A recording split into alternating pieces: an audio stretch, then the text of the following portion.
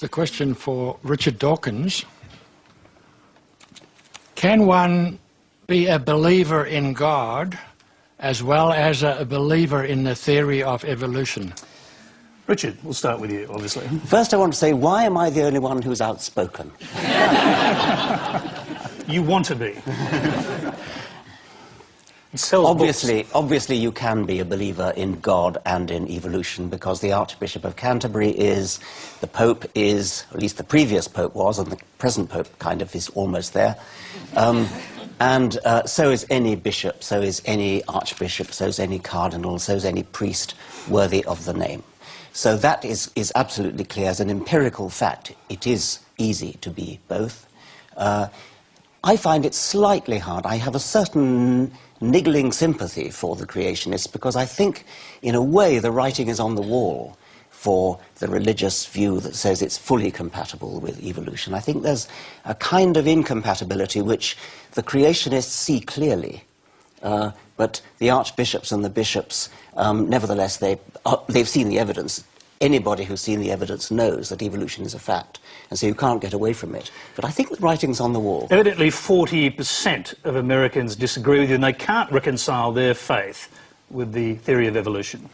The figure varies between 40–45% and has done for about the last 30 years. It's an astonishing figure, and that appears to be true. Gallup polls seem to suggest that that is true. It's even worse than that, because they actually believe that the world is less than 10,000 years old.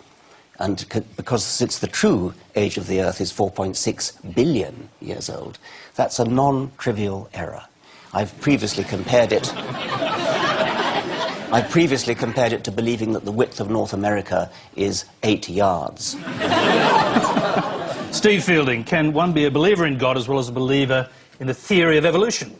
Look, I'm not an expert on these issues whatsoever, and I think people in Australia have different beliefs, and their faith may drive them one way or the other.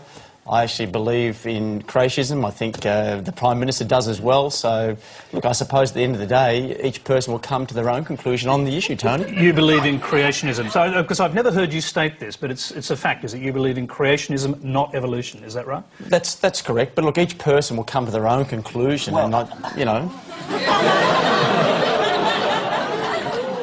Richard, you'd like to respond? Do you believe the world is less than 10,000 years old? Look, now, do you believe that? Look, I think that there are a lot of questions in this area, and I think people will come to their own conclusion. I don't want to force people into one way or the other. You're not being asked to force. You're not being asked to force. Are you a new Earth creationist or an old Earth creationist? Yes. So, which is it, Steve? You're a young Earth creationist who believes the world is less than 10,000 years old. You're a parliamentarian in Australia who believes the world you live in is less than 10,000 years old. I didn't say that, by the way. You're saying that I said it was 10,000. Okay. I didn't say that. Okay, no, you didn't say that. Do you believe it? No, so it is an open question, though. Look, is that what you actually believe? Look, I think that the science today will discover more and more, but I think that most Australians come to a view they either believe that we evolved or we came from creation, and I think that, you know, people you can believe whatever they like on that issue. I'm not trying to force that issue onto anyone, Tony. So where did human beings come from? Well, you may well ask this guy. He's got firm views on it from that perspective. In your view, I'm just interested in that before we move on. Well, as I said, I believe that people, you know, started from being created. But look, there are some other views out there about people evolving from other types of animals. And as in apes, for example. Well, look, that's what some believe that, yeah.